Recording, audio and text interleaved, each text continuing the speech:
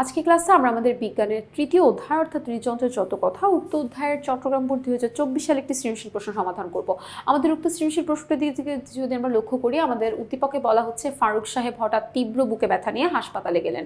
Doctor প্রয়োজনীয় পরীক্ষা করে প্রয়োজনীয় চিকিৎসা দিয়ে তাকে জানালেন যে তার পাম্পের মতন যে ত্রিকোণাকার সংকোচন প্রসারণশীল অংশ রয়েছে সেখানে আসলে চর্বি জমে সমস্যাটি হয়েছে। তাহলে পাম্পের মতো ত্রিকোণাকার সংকোচন প্রসারণশীল অংশ আসলে কোনটা? সেটা হলো তার হৃৎপিণ্ড। সো হৃৎপিণ্ডের মধ্যে বেসিক্যালি কোলেস্টেরল হয়েছে, ঠিক আছে।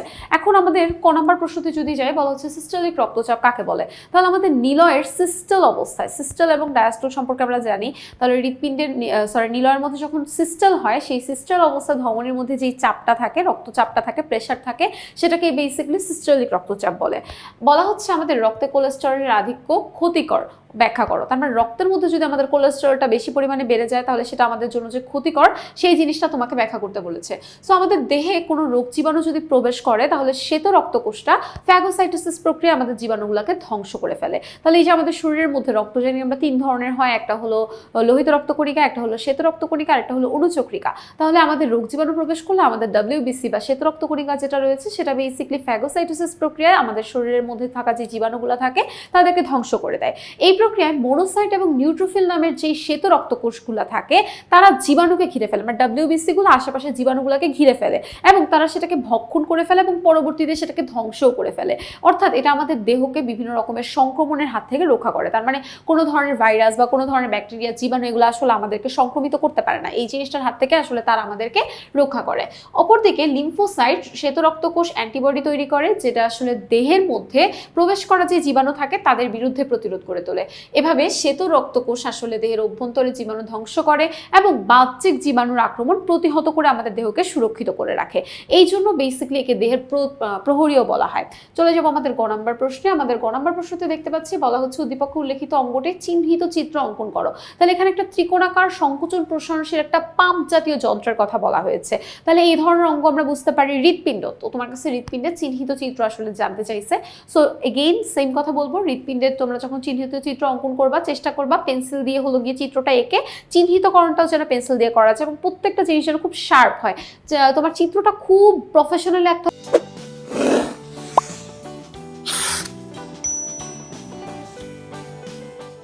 ব্যাপারটা এরকম না, বাট চেষ্টা করবা চিত্রটা মোটামুটি গঠনগত জিনিসটাকে তুমি যদি দেখায় জাস্ট হচ্ছে নামগুলো এক্সপ্লেন করে দিতে পারো, দ্যাটস এনাফ। সো দেখো আমাদের এখানে এই যে হৃৎপিণ্ডের একটা সুন্দর করে চিত্র আঁকা আছে, তুমি খেয়াল করলে দেখবে এখানে এই যে ডানলিন্দ, মহাধমনী, প্রত্যেকটা জিনিস কিন্তু একই অ্যালাইনমেন্টে, মানে এক সোজাভাবে লেখা। সো আমরা অনেক সময় কি করি, একটা দিকে লিখি, একটা দিকে লিখি, একটা দিকে, এইরকম করা যাবে না, তাতে করে কিন্তু দেখতে খারাপ দেখায় এবং এটা আমাদের মাইনাস মার্কিং এর একটা রিজন হতে পারে। সো সুন্দর করে লিখবা যে উদ্দীপকের অঙ্গটি হলো, উল্লেখিত অঙ্গটি হলো হৃৎপিণ্ড, নিচে চিহ্নিত চিত্র অঙ্কন করা হলো। চিত্রটা এঁকে কোনটা কি, যেমন ঊর্ধ্ব মহাশিরা এইদিকে দেখাচ্ছে, তারপর ডান অলিন্দ এটা মহাধমনী, ফুসফুসীয় শিরা, ডান অলিন্দ, বাইকাস্পিড বাল্ব, বাম নিলয়, ট্রাইকাস্পিড বাল্ব, ডান নিলয়, নিম্ন মহাশিরা, প্রত্যেকটা জিনিসকে হলো তুমি আইডেন্টিফাই করে জাস্ট দেখাই দিবা, দ্যাটস ইট। তোমার যখন চিহ্নিত চিত্র চাইবে শুধুমাত্র তখন তোমার কোনো কিছু এক্সপ্লেইন করার, কোনো কিছু লেখার দরকার নাই, যেহেতু চায় নাই, সো এগুলো তোমার দরকার নাই। চলে যাবো আমাদের ঘ নাম্বার প্রশ্নে। বলছে উদ্দীপকের উল্লেখিত অঙ্গটি সুস্থ রাখার উপায় বিশ্লেষণ করো। তাহলে আমাদের উদ্দীপকের উল্লেখিত অঙ্গ কোনটা? আমাদের উদ্দীপকের উল্লেখিত অঙ্গ হলো গিয়ে হৃৎপিণ্ড। সো হৃৎপিণ্ডকে কিভাবে আসলে সুস্থ রাখা যায় সেই জিনিসটা তোমার কাছে জানতে চাইছে।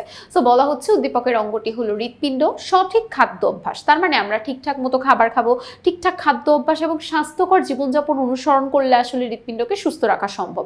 সো হৃৎপিণ্ডকে সুস্থ রাখার কি কি উপায় আছে সেটা আমরা একটু দেখে নিব।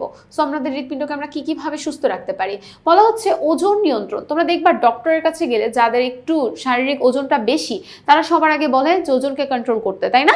তাহলে আমাদের দেহের ওজনকে নিয়ন্ত্রণ করতে হবে, অর্থাৎ দেহের উচ্চতা এবং বয়স অনুযায়ী উপযুক্ত ওজনটাকে বজায় রাখতে হবে। তার মানে আমাদের শরীরে BMI এর মান যেটা আছে সেটাকে একদম ঠিকঠাক করে রাখতে হবে। অতিরিক্ত ওজন আমাদের হৃৎপিণ্ডের উপরে অতিরিক্ত পরিমাণে চাপ সৃষ্টি করে এবং সেটা আমাদের হৃৎপিণ্ডকে দুর্বল করে তোলে। সুষম খাদ্য গ্রহণ। সুষম খাদ্য বলতে কি বুঝি? যেই খাদ্য উপাদানের মধ্যে খাদ্যের আসলে প্রত্যেকটা উপাদান বিদ্যমান থাকে সেই ধরনের খাদ্যকে বলা হয় সুষম খাদ্য। তাহলে আমাদেরকে সুষম খাদ্য গ্রহণ করতে হবে। তার মানে শুধুমাত্র তুমি শর্করা খাচ্ছ বা শুধুমাত্র আমিষ খাচ্ছ এরকম আসলে করা যাবে না, আমাদেরকে সব ধরনের খাবার আসলে খেতে হবে। বলছে প্রাণীজ এবং উদ্ভিজ্জ প্রোটিন সমৃদ্ধ। প্রোটিন, দেখো প্রোটিন বলতে বেসিক্যালি আমিষ বোঝায়, আমাদের আমিষ প্রাণী থেকেও আমরা পেতে পারি, আমিষ আমরা উদ্ভিদ থেকেও পেতে পারি। তাহলে আমাদের প্রাণী থেকে উদ্ভিদ থেকে দুই ধরনের পাওয়া আসলে আমিষকে আমাদের গ্রহণ করতে হবে। সো প্রাণীজ এবং উদ্ভিজ্জ প্রোটিন সমৃদ্ধ সুষম খাদ্য খেতে হবে। শর্করা, মিষ্টি এবং স্নেহ জাতীয় খাদ্যের পরিমাণটাও আমাদেরকে নিয়ন্ত্রণে রাখতে হবে, মানে কন্ট্রোলে রাখতে হবে। খুব বেশি পরিমাণে খাইতে পারবে না বা কম পরিমাণে আসলে খাওয়া যাবে না, ঠিক আছে, ঠিকঠাক মতো খেতে হবে। তারপরে আঁশযুক্ত খাবার এবং মাছের কথা বলতেছে। আঁশযুক্ত খাবার বলতে আমরা বেসিক্যালি রাফেজ সমৃদ্ধ যেই খাবারগুলো রয়েছে সেগুলোকে চিবিয়ে খেতে হয়, ওই ধরনের খাবার বুঝি। এবং মাছ, যেটা আমাদের জন্য মানে আমাদের প্রোটিনের প্রধান উৎস বলা যেতে পারে। সো আমাদের রাফেজ সমৃদ্ধ খাবার খেতে হবে, মাছ খেতে হবে।